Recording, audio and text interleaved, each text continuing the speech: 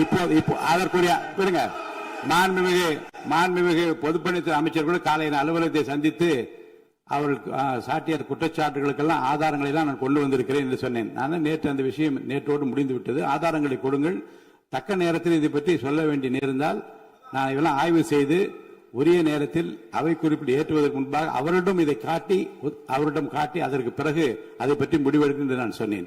இப்போதும் சொல்லுகிறேன், மாண்பு முதலமைச்சர் அவர்கள் பேசிக் கொண்டிருக்கிறார். பேசி முடிக்கட்டும். எதிர்க்கட்சி தலைவருக்கு உறுதியாக நான் வாய்ப்பு தருவேன்.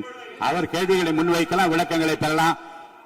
இப்போதைக்கு பேரவைத் தலைவர் என்ற முறையில் என்னுடைய முடிவு இதுதான். அவையில் இருக்கக்கூடிய உறுப்பினர்கள் அமரும்படி நான் கேட்டுக்கொள்கிறேன். நான் முதலமைச்சர் அவர்கள் பேச வேண்டிய போ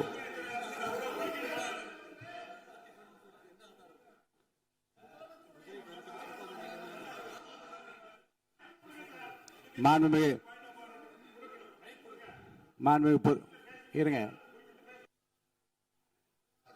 அதை முன்னவர் பேரவைத் தலைவர் அவர்களே, நேற்றைய தினம் நீங்கள் முழுமையாக பேசினீர்கள். உங்கள் பேச்சுக்கள் எப்படி இருந்தது என்பதும் நாடறியும். இருந்தாலும் கூட நாங்கள் அமைதியாக இருந்தோம். இல்ல நீங்க இருங்க, ஒவ்வொரு வார்த்தைக்கு இருங்க. நீங்க மின்வெட்டையில நீங்க சொன்னீங்க, உங்களுடைய முன்னாள் அமைச்சர் ஆற்காடு வீராசாமி இருக்கிற போது மின்வெட்டால் தான் நாங்கள் ஆட்சியை மாறியது என்றெல்லாம் சொன்ன கதையெல்லாம் இருக்கு. அதெல்லாம் சொன்னோம்னாங்க, நாங்களே அமைதியா இருந்தா. அதுக்காக நீங்க தயவு செய்து எதிர்கட்சி தலைவருக்கு வாய்ப்பளிக்கிறார்கள். அந்த வாய்ப்பை நீங்கள் அவர் முதலமைச்சர் பேசுவதற்கு பிறகு பேசினால் அழகாக இருக்கும். அவை முன்னர் பள்ளி கல்வித்துறை அமைச்சர் மாண்புமிகு பேரவைத் தலைவர் அவர்களே, அவர் ஒரே ஒரு வார்த்தையை தான் சொன்னார். பார்ட்டி ஃபண்ட் என்ற வார்த்தையை கேட்டு எதிர்க்கட்சி நண்பர்கள் கோபப்படுகிறார்கள்.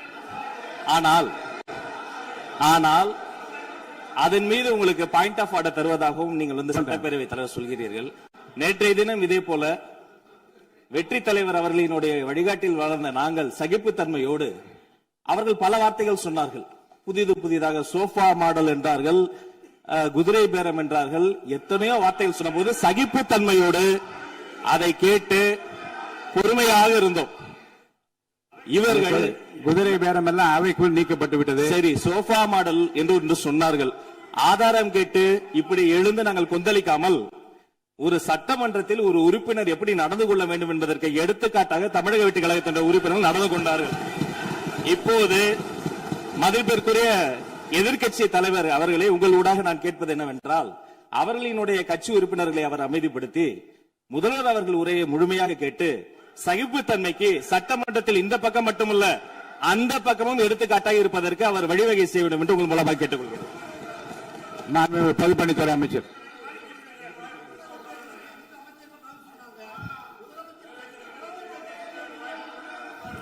மாண்புமிகு பேரவைத் தலைவர் அவர்களே, திராவிட முன்னேற்ற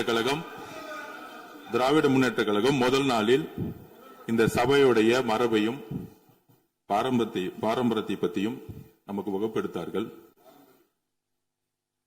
அந்த மரபுப்படி எங்களுடைய தலைவருடைய வழியில் இந்த சட்டசபையுடைய நிகழ்வுகளில் நாங்கள் கலந்து கொண்டிருக்கிறோம். நேற்றைய எதிர்க்கட்சி தலைவர் பேசும்பொழுது எவ்வளவோ வார்த்தைகள் உண்மைக்கு புறம்பாக சட்டத்திற்கு எதிராக ஒரே நிமிஷம் பேசுறேன். சட்டத்திற்காக பேசும் பொழுது நாங்கள் அமைதியாக இருந்தோம். ஒரு 2-3 முறை தான் அவரு பேசும்போது மினிஸ்டர்கள் நின்னாங்க.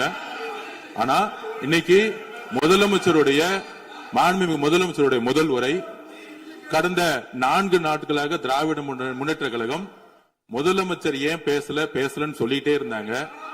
இன்னைக்கு பேச ஆரம்பிச்ச உடனே அவர் சொன்ன வார்த்தை பார்ட்டி ஃபண்ட் சொன்னார். எந்த பார்ட்டின்னு சொல்ல. ஆனா அந்த வார்த்தைகள் சொல்லி முடிஞ்ச உடனே எதற்காக முதலமைச்சருடைய பேச்ச இவங்க குறுக்கிறாங்கன்னு தெரியல. நீங்கள் சொன்னதுபடி முதலமைச்சர் பேச வேண்டும். பேசிய பின்பு கருத்துகளுக்கு பதிலளிக்க அவர்கள் பதிலளிக்கும், நாங்களும் பதிலளிக்க தயாராக இருக்கிறது பதிவு பண்றோம். மாண்பு முதலமைச்சர் அவர்கள்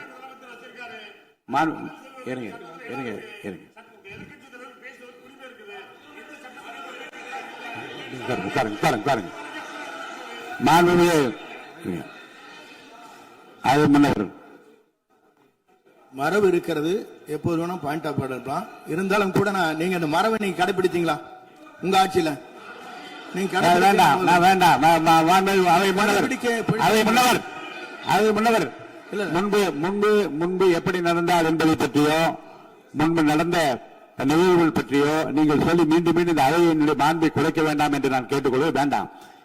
இப்போது உள்ள பிரச்சனை, மாண்பு முதலமைச்சர் அவர்கள் தன்னுடைய பேச்சை உறுதி செய்து முடிக்க வேண்டும். அவர் முடித்த பிறகு எதிர்க்கட்சி தலைவருக்கு நான் நிச்சயமாக வாய்ப்பு தருவேன். அவர் கேள்வி கணக்குகளை தொடுக்கலாம், சந்தேகங்களை கேட்கலாம், விளக்கம் தருவதற்கு மாண்பு முதலமைச்சர் அவர்கள் தயாராக இருக்கின்றார். அமைதியாக என்னை அமரும்படி நான் கேட்டுக்கொள்கிறேன். இப்ப நான் அனுமதிக்க முடியாது. மாண்பு முதலமைச்சர் உரையை தொடரலாம்.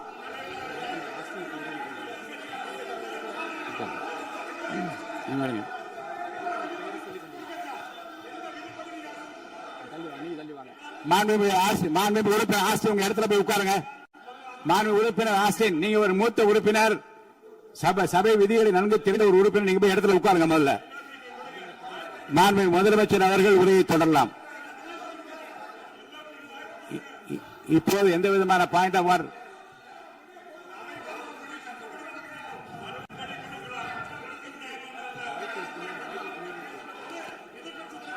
நான் வாய்ப்பு இல்லை என்று சொன்னால் நீ எழுந்து நிற்பதிலே நியாயம் இருக்கிறது. உட்காருங்க. வாய்ப்பு உறுதியாக எதிர்க்கட்சி தலைவருக்கு பாயிண்ட் ஆஃப் ஆர்டர் மட்டுமல்ல, உட்கார்ந்து அவர் பேசிய பேச்சுக்களை என்னென்ன இருங்க, என்ன என்ன என்ன என்ன என்ன உங்களுக்கு சந்தேகம் இருக்கிறதோ, வினாக்கள் இருக்கிறதோ அதை நீங்க கேட்கலாம். அவர் பதில் சொல்வதற்கு தயாராக இருக்கிறார். பேசி முடிக்கின்ற வரை அமைதி காக்கும்படி உங்களை நான் கேட்டுக்கொள்கிறேன். மாண்புமிகு எதிர்க்கட்சி தலைவர் முழு ஒத்துழைப்பை நீங்கள் தர வேண்டும் என்று நான் எதிர்பார்க்கிறேன்.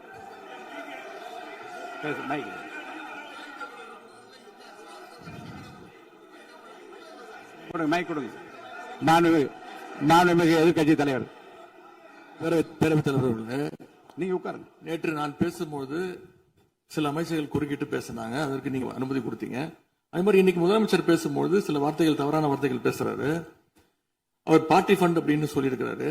அவர் அமைச்சர் அந்த பார்ட்டி ஃபண்ட் எந்த பார்ட்டின்னு கூட சொல்ல, தைரியம் இருந்தா சொல்லுங்க, நாங்க அதெல்லாம் ஃபேஸ் பண்ண தயாரா இருக்கோம். எதையும் ஆதாரத்தோடு எதையும் பேசுங்க. நீங்க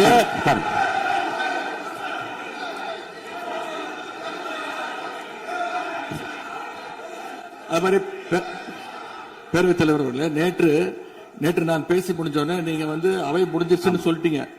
நாங்கெல்லாம் வீட்டுக்கு போயிட்டோம். வீட்டுக்கு போய் டிவி போட்டு பார்த்தா அங்க இன்னொரு அமைச்சர் இன்னும் பதில் சொல்லிட்டே இருந்திருக்கிறாரு. அதற்கெல்லாம் நாங்க இப்ப என்ன பதில் இது, என்ன மரபு இது? நீங்க இப்ப பேசிக்கிட்டே இருப்பீங்களா? நாங்க பாத்துக்கிட்டே இருக்கணுமா? அதே மாதிரி இன்னைக்கு முதலமைச்சர் அவர்கள் பேசும்போது நாங்களும் அமைதியா கேட்டுட்டு தான் இருந்தோம். ஆனா சில கருத்துக்கள் அவர் பேசும்போது அதை நாங்க அனுமதிக்க முடியாது. ஆதாரத்தோடு ஏதாவது பேசணும்னா, குற்றச்சாட்டுகள் சொல்லும் போது ஆதாரத்தோடு சொன்னீங்கன்னா அதை நாங்க ப்ரூவ் பண்றதுக்கு தயாராக இருக்கு. மாண்புமிகு உறுப்பினர் அவர்கள் இருங்க. நேற்று மாண்புமிகு எதிர்க்கட்சி தலைவர்கள் பேசியதும், மாண்புமிகு பொதுப்பணித் தலைவர்கள் பேசியதும் ஆதாரம் இல்லாமல் பேசக்கூடாது என்று நான் சொன்னேன். ஆய்வு செய்து நீக்கப்பட வேண்டியது நீக்கும் என்று சொன்னேன். இப்போது மாண்புமிகு முதல்வர் அவர்கள் பேசி முடிக்கட்டும். நீங்கள் கூறிய கருத்துப்படி அதில் ஆதாரங்கள் இல்லாத குறிப்பாக இருந்தால் அதை நீக்குவதற்குரிய உரிமை எனக்கு இருக்கிறது. ஆய்வு செய்து நான் நடவடிக்கை எடுப்பேன். இப்போது மாண்பு முதலமைச்சர் அவர்கள் பேசலாம். இந்த டாஸ்மாக் மாதிரியே பல டிபார்ட்மெண்ட்லயும், மறுபடியும் சொல்றேன், கட்சி நிதின்ற பேர்ல அடிச்ச கொள்ளைய ஒன்னா கவர்மெண்டோட கஜானாக்குள்ளேயே கொண்டு சேர்த்துக்கிட்டே இருக்கிறாங்க. இப்பவும் சொல்றேன், மக்கள் பணத்துல இருந்து ஒரு பைசா கூட தொடமாட்டோம், தொடவும் விடமாட்டோம், தொட்டா விடமாட்டோம், இதுக்கு முன்னாடி தொட்டவங்களையும் விடமாட்டோம்.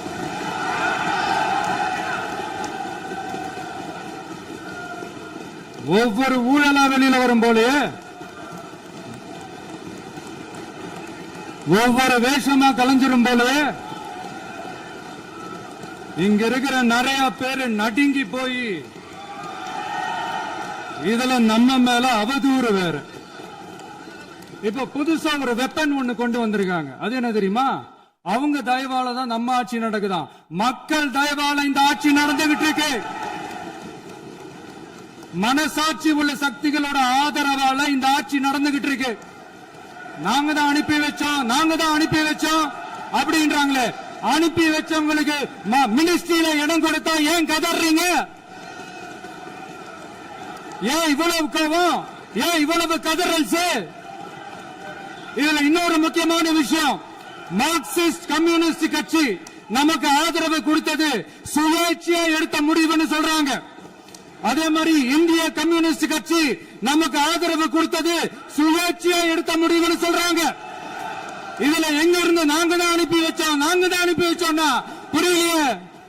மக்களுக்கு நல்லா புரியும், எல்லாத்தையும் தெளிவா பார்த்துக்கிட்டு இருக்கிறாங்க.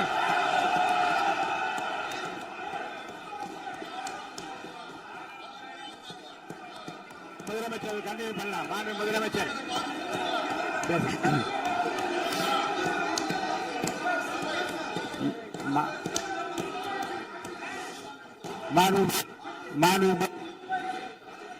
முதலமைச்சர் கண்டினியூ பண்ணலாம். நீ கண்டினியூ பண்ணலாம்.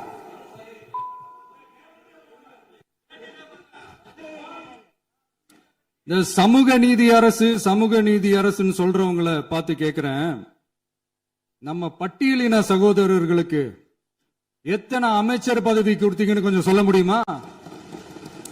ஆனா நம்மளுடைய அரசுல 8 அமைச்சர் பதவிகள் யாருக்கு? நம்ம பட்டியலின சகோதரர்களுக்கு.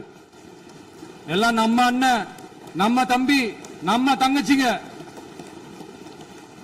அண்ணல் அம்பேத்கர் அவர்களுடைய கிட்டத்தட்ட 100 ஆண்டு கால கனவு இப்ப நிறைவேறி இருக்கு. நான் ஏன் கொஞ்சம் சவுண்டா பேசுறேன் அப்படின்னா அவங்களுக்கு கேட்கணும்ன்றதுக்காக தப்பா எடுத்துக்காது. அதே மாதிரி பெண்களோட பாதுகாவலர் நாங்க தான் அப்படின்னு சொல்லிக்கிறவங்களை கேட்கிறேன், எத்தனை பெண்களுக்கு அமைச்சர் பதவியில இடம் கொடுத்தீங்க கொஞ்சம் சொல்ல முடியுமா? எங்க அரசுல 4 சகோதரிகளுக்கு அமைச்சர் பதவி கொடுத்திருக்கிறோம்.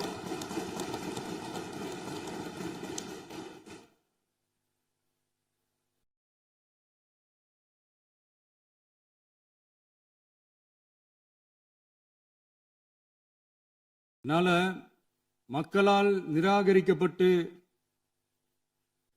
மக்களால் அகற்றப்பட்டவங்களுக்கு ஒண்ணு சொல்லிக்கிறோம், தப்பே செய்ய மாட்டோம், ஊழலே செய்ய மாட்டோம், நேர்மையா தான் இருப்போம், நியாயமா தான் இருப்போம் அப்படின்னு சொல்றவங்களால மட்டும்தான் கூட்டணி ஆட்சி அமைக்க முன்வரும்.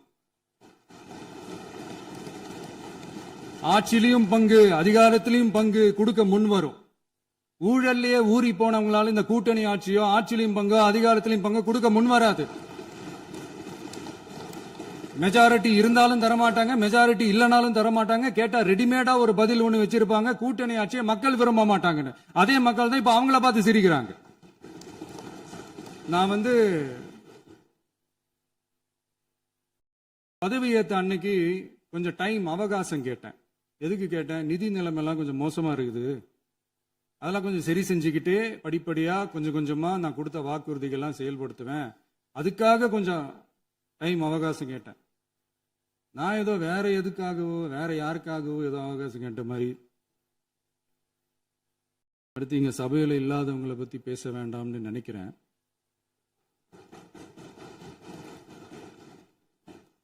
இங்க நம்மளை பத்தி அவதூறு பரப்புறதோட மட்டும் இல்லாம இப்ப நம்ம மக்கள் மேலேயும் அவதூறு பரப்ப ஆரம்பிச்சுட்டாங்க. மக்கள் நமக்கு ஓட்டு போட்டது தப்பான், குடும்பமா நமக்கு ஆதரிச்சது தப்பான். இது இப்ப இல்ல, நான் சொல்றது எம்ஜிஆர் அவர்கள் காலத்திலிருந்தே. அப்பவே அவர் ஜெயிச்சப்போ அதே மக்களை தப்பா பேசுறது. மக்கள் என்ன பண்ணிட்டாங்க, எம்ஜிஆர் என்ன பண்ணிட்டாரு, எம்ஜிஆர் என்ன இது பண்ணிட்டாரு. 50 வருஷமா ஒரே டெக்னிக்கா.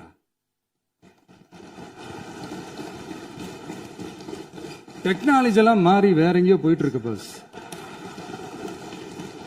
இதுல கொஞ்சம் டெக்னிக்காச்சும் கொஞ்சம் மாத்தினா கொஞ்சம் நல்லா இருக்கும். அதனால மக்களுக்கு யூஸ்ஃபுல்லா இருக்கிற மாதிரி இந்த ஆக்கப்பூர்வமான கருத்துக்களோ ஆக்கப்பூர்வமான யோசனைகளோ இருந்தா சொல்லுங்க, அதை நாங்க டெஃபரெண்டா எடுத்துக்கிறோம். ஆனா அதை விட்டுட்டு இந்த நக்கலு நையாண்டி சம்பந்தம் இல்லாத பேச்சு இதெல்லாம் பேசிட்டு அப்புறம் முதல்வருக்கு பதில் சொல்ல தெரியல அப்படின்னா அப்புறம் என்ன சோஃபா மாடல் ஆட்சியா? அது என்னன்னு புரியறதுக்கே எனக்கு ரொம்ப நாள் ஆச்சு. இந்த sofa set, table chair, teapoy, furniture பிசினஸ்லாம் வேற எங்க வெளியில போய் பண்ண சொல்லுங்க. அப்படி அந்த பிசினஸ் தான் பண்ணணும்னா நிறைய பிசினஸ் பண்ற மாதிரி வெளியில போய் பண்ண சொல்லுங்க. இங்க சட்டசபைக்குள்ள வேணாம். அதனால ஆக்கப்பூர்வமான கருத்துக்கள் இருந்தா சொல்லுங்க. டெஃபினட்டா அது சரியா இருந்தா நாங்க ஏத்துக்கிறோம். எனக்கு ஒரு குட்டி கதை ஒண்ணு ஞாபகம் வருது, சொல்லாமா? ஒரு ஊர்ல ஒரு பெரியவர் வெயில் ரொம்ப ஜாஸ்தியா இருக்குன்னு சொல்லிட்டு கண்ணுக்கு மேல கை வச்சுக்கிட்டு இப்படி சுத்தி முத்தி தேடிக்கிட்டு இருந்தாராம். அப்ப கூட இருந்த ஒரு சின்ன பையன், என்ன தேடுறீங்க அப்படின்னு கேட்டானா. அதுக்கு அந்த பெரியவர் சொன்னாரா, அது ஒண்ணு இல்ல தம்பி, உங்க அப்பா இங்கதான் இருப்பாருன்னு சொன்னாங்க, அதான் தேடிக்கிட்டு இருக்கேன். எங்க உங்க அப்பாவையா காணோம்?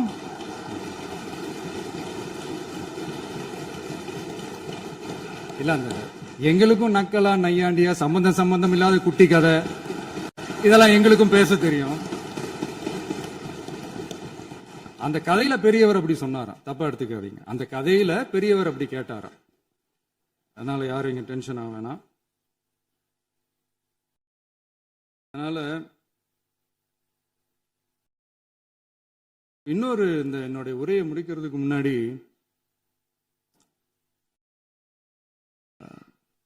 போயிட்டாங்க, பேசலாமா? நிறைய உங்க கருத்துக்களை நீங்க முழுமையாக மன நிறைவோடு பேசலாம். டிவியில பார்க்கலாம். சரி, அதான் 5 நிமிஷம் பேசுனதுக்கே கொளத்தூரி இந்த ஆட்டம் ஆயிடுச்சு. பேசுனா அப்புறம் என்ன பண்றது? கடைசியா நான் இந்த உரையை முடிக்கிறதுக்கு முன்னாடி ஒரு முக்கியமான ஒரு விஷயம் பத்தி சொல்லணும். ஆளுநர் உரை அன்னைக்கு இந்த தமிழ் தாய் வாழ்த்துக்கு அப்புறம் தேசிய கீதம் பாடினது தப்பு, தேசிய கீதம் 2 முறை பாடினது தப்பு, அப்படி ஒரு நிகழ்வு இதுக்கு முன்னாடி இந்த சட்டசபையில நடந்ததே கிடையாது, அந்த மரபே மாத்திட்டீங்க, இப்படி ஒரு பெரிய ஒரு போர் மாதிரி எதிர்கட்சியை சார்ந்தவங்க எல்லாம் சொன்னாங்க இல்லையா? அந்த மாநில உரிமை போராளிகளை, அந்த மரபு காக்கிற உரிமை போராளிகளை ஒரே ஒரு கேள்விதான் கேட்கணும். 2021 ஆகஸ்ட் 2 ஞாபகம் இருக்கா? Centenary celebration of Tamil Nadu legislature. அந்த ஃபங்க்ஷன்ல நம்ம முன்னாள் முதலமைச்சர் கருணாநிதி அவர்களோட கலைஞர் அவர்களுடைய கலைஞர் அவர்களுடைய புகைப்படத்தை மாண்புமிகு குடியரசுத் தலைவர் திறந்து வைக்கிற ஒரு ஃபங்க்ஷன். அந்த ஃபங்க்ஷன்ல national anthem followed by Tamil Thai Vazhthu அப்படின்னு அறிவிச்சது ஞாபகம் இருக்கா? அதாவது தேசிய கீதத்துக்கு அப்புறமா 2வது முறையா, நோட் திஸ் பாயிண்ட் மாண்புமிகு பேரவைத் தலைவர் அவர்களே, பிளீஸ் நோட் திஸ் பாயிண்ட். தேசிய கீதத்துக்கு அப்புறம் 2வது முறையாக தமிழ் தாய் வாழ்த்து பாடப்படும் அப்படின்னு சொன்னது ஞாபகம் இருக்கா?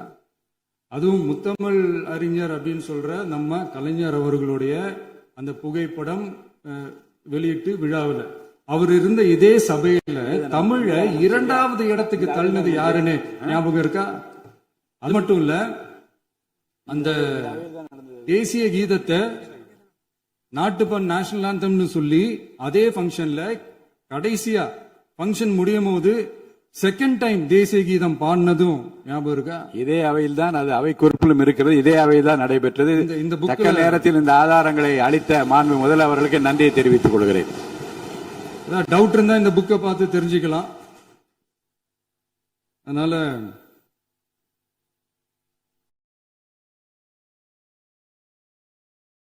கேட்டா என்ன சொல்லுவாங்கன்னா, அது ஜனாதிபதி கலந்துகிட்ட ஃபங்க்ஷன், அதெல்லாம் அப்படிதான், அதெல்லாம் கண்டுக்க கூடாது அப்படின்னு சொல்லுவாங்க. இதே மாதிரிதான் பேசுறது ஒண்ணு, செய்யறது ஒண்ணு, பேசுறது ஒண்ணு. இதெல்லாம் மக்கள் பார்த்துக்கிட்டு இருக்காங்க. எலெக்ஷனுக்கு முன்னாடி தான் அப்படி செஞ்சுக்கிட்டு இருந்தாங்க, இப்ப எலெக்ஷனுக்கு அப்புறம் அதே தான் செய்யறாங்க. இந்த விஜயையும் சாமானியர்களின் உண்மையான சமூக நீதி அரசையும் அவமானப்படுத்துறதுக்கு தான் அவங்களோட அந்த பொலிட்டிக்கல் சீனியாரிட்டி அது பயன்படுத்துது போல. சரி, செய்யட்டும், நல்லா செய்யட்டும். இப்போ ஆனாலும் நம்மளுடைய மாநில உரிமை, மொழி உரிமை, உத்தமபுத்திரர் போல வேஷம் போடுற எதிர்க்கட்சிக்கு ஒன்றை மட்டும் ஆணித்தரமாக சொல்றோம். உங்களை மாதிரி தமிழ்னு சொல்லிக்கிட்டு, மொழி, பண்பாடு, கலாச்சாரம்னு சொல்லிக்கிட்டு ரெட்டை வேஷம் போடுறவங்க நாங்க கிடையாது. உலகெங்கும் வாழும் என் தமிழ் சொந்தங்களுக்கு நம்முடைய உத்தரவாதம் தமிழ் தான் எங்க உயிர் நாடி அப்படின்றத மறக்க மாட்டோம். இப்பவும் சொல்றோம், மாநில உரிமையில எப்பவும் உறுதியா இருப்போம். அதே சமயத்துல அரசியல் வேற, ஒன்றிய மாநில அரசுகளுக்கு இடையே இருக்கிற நிர்வாக அணுகுமுறை வேற. இதுல நாங்க ரொம்ப தெளிவா இருக்கிறோம். அதனால எங்களுக்கு பாடம் எடுக்கிறதா நினைச்சுக்கிட்டு உங்க வேஷத்தை நீங்களே கொஞ்சம் கொஞ்சமா கலைச்சுக்கிட்டே வர்றீங்க, மறந்துடாதீங்க. அப்புறம் நேத்து எதிர்கட்சி தலைவர், மாண்புமிகு எதிர்கட்சி தலைவர் பேசும்போது நிறைய பேசினாங்க. அதுல ஒண்ணு மட்டும் அரசு சொல்றதா நினைச்சுக்கிட்டு நம்மளை இன்டைரக்டா ஈவில் அப்படின்ற அந்த வார்த்தையை யூஸ் பண்ணாங்க. எனக்கு ஒண்ணுதான் சொல்லணும்னு தோணுது. ஈவில்ஸ்னு டெவில்ஸ் பேசக்கூடாது.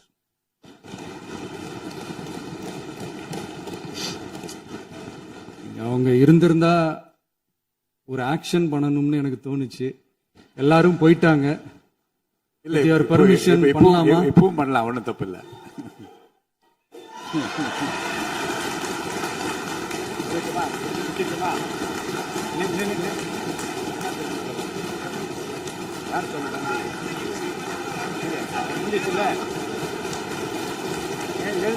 சொல்லட்டுமா?